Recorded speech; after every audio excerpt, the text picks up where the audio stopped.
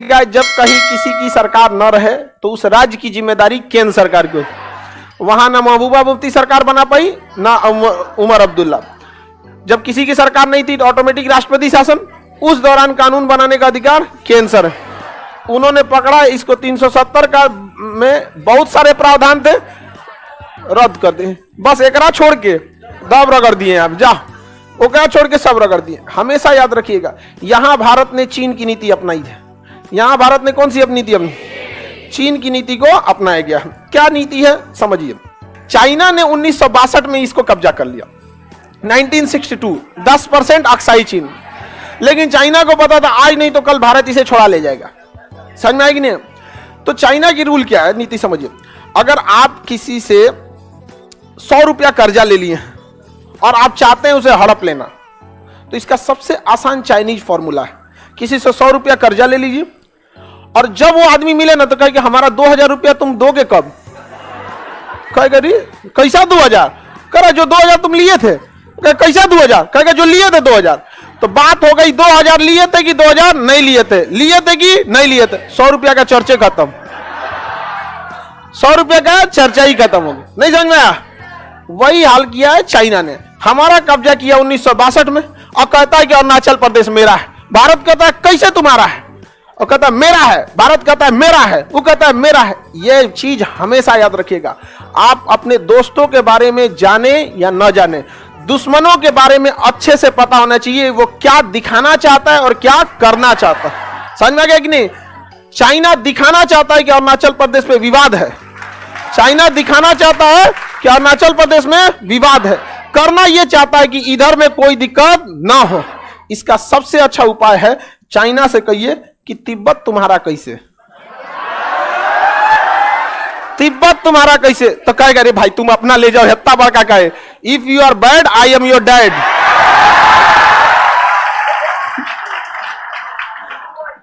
समझ में आ गया कि नहीं आ गया? मेन यही बात है। हम अब भारत ने यही नीति अपना दिया जम्मू कश्मीर में। जब 370 हम लोगों ने 2019 में हटाए थे, 2019 में हटा था, मानसून सत्र में हट गया था। अब हमें यह पता था कि ये कश्मीर वाले कहेंगे कि अगर कश्मीर से 370 हटाना है तो हमारे लाश से गुजरना पड़ेगा। तो अमित शाह ने कहा कि इसमें कौन सा बड़ा बात है, गुजर जाते हैं। ये सब चीजें भाषा उकसाव वाला होती है।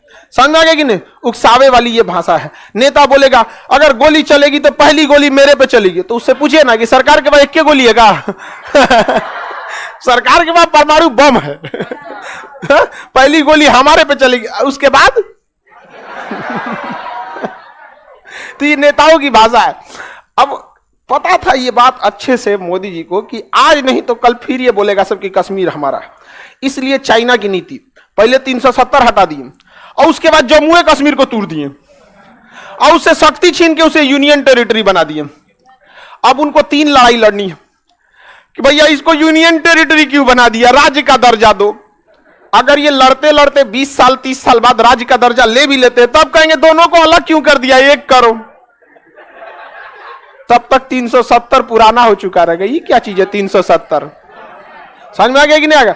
आने वाले 20 साल बाद जो नया जनरेशन पैदा हो रहा है उसको पता ही नहीं है 370 क्या। नहीं समझ में आ गया? आपके जैसे आप लोग जिस जनरेशन में, उनको पता ही नहीं कि मंजन का वो उतना यूज। हम लोग का जिंदगी मंजने पे बीत गया। आप लोग पेस्ट वाले हैं, लो ऐसे मारे थूक दिए, पता चला अब बढ़ियों को सब थूक दिए। हम लोग का मंजन का जमाना था, ऐसे मंजन लिए आराम से और 20 से 25 मिनट लगता था दांत धुलने में और पूरा कोना कोना साफ हो जाता था। 20-25 मिनट मंजन से, इसमें मारे खत्म, 2 मिनट में खत्म। अब समझ में आ रहा है कि भारत का चाल क्या है?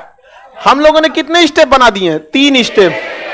पहले तो लड़ेंगे लोग कि लद्दाख और जम्मू कश्मीर को अलग क्यों कर दिया, पहला इसमें। उसके बाद कहेंगे भैया यूनियन टेरिटरी क्यों बना दिया। उसके बाद ना आएंगे 370 पे। इसलिए कहते भाई किससे पंगा ले रहा है लोग, थोड़ा समझ में आना चाहिए किससे पंगा ले रहे हो इंसान। इतिहास से हमने यही सीखा है कि कोई इतिहास से कुछ नहीं सीखा है। इसलिए इतिहास से कुछ सीखिए। इतिहास पढ़ने नहीं बल्कि सीखने का विषय है कि क्या गलतियां हुई, किससे क्या सीख रहे हैं। समझ में आ रहा है कि नहीं आ रहा है? अच्छा, अगर हम लोग केवल 370 हटा देते फिर मुद्दा आ जाता है वापस लाओ 370, अभी कश्मीर को सटाओ, फिर यूनियन टेरिटरी बनाओ। अच्छा, यूनियन टेरिटरी बना दिए तो मुख्यमंत्री की शक्तियां ही खत्म, उसके अंडर में पुलिस नहीं तो पावर खत्म। मुख्यमंत्री को, हवलदार को बोलेंगे कि तुम यहां जाओ, यहां जाओ, शांति से बैठो। तनी मुख्यमंत्री विधायक मंत्री बोले ना कोई सेना के एक तो हवलदार को, AK-47 लेके खड़ा है सेना के हवलदार को यहां पे, फिर मंत्री जी को बताएगा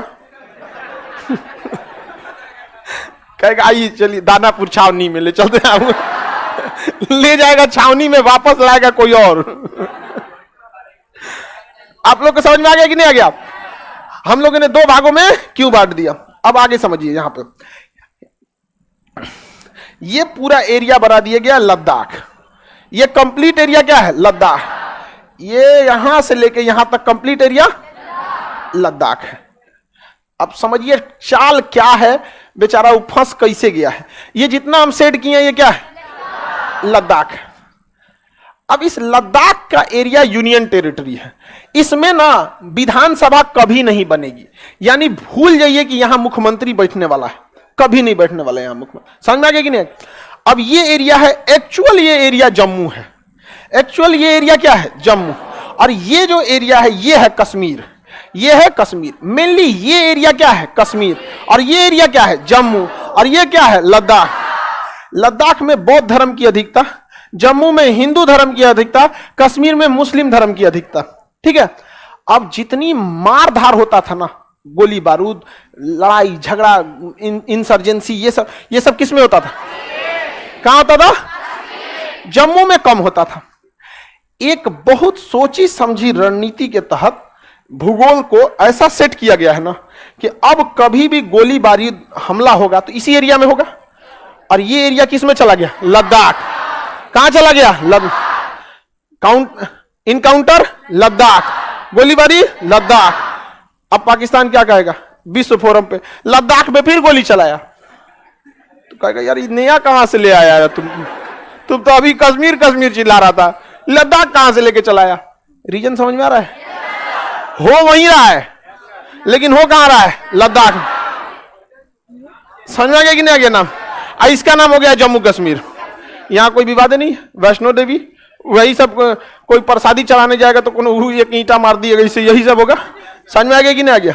हालांकि जम्मू कश्मीर के लोगों को देखिएगा बहुत कोऑपरेटिव है, लेकिन बस वही है कि जो उधर से आ गया ऐसा ना पड़ोसिया वाला, ये उसी वेशभूषा कपड़ा में पहन के सबको मारता है।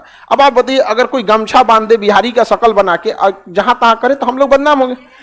अब आप हम ही लोग को देखिए, कश्मीर को छोड़िए, बदनाम तो बिहार वाले भी हैं, नहीं है?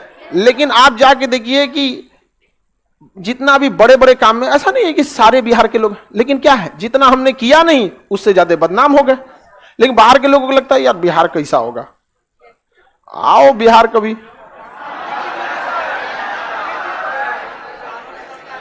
बिहार वह जगह है जहां गरीबी को भी एहसास नहीं होता है कि वो गरीबी में है,